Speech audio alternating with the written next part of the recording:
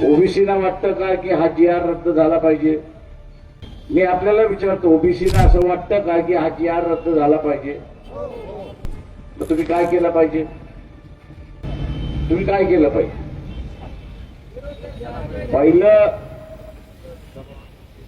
भारतीय जनता पक्षाच्या कुठल्याही उमेदवाराला मतदान देता कामा ओबीसीने खुणगाठ बांधली पाहिजे. काय खुणगाठ बांधली पाहिजे? की मी कुठल्याही परिस्थितीमध्ये नगरपंचायतीच्या निवडणुकीमध्ये, नगरपालिकेच्या निवडणुकीमध्ये, जिल्हा परिषद असेल, पंचायत समिती असेल आणि त्याच्यानंतर महानगरपालिका आहे, या निवडणुकीमध्ये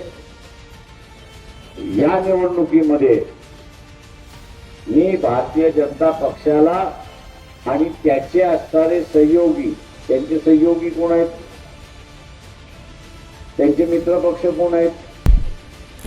राष्ट्रवादी काँग्रेस आणि एकनाथ शिंदे यांना काय, यांना सुद्धा मी मतदान करणार नाही.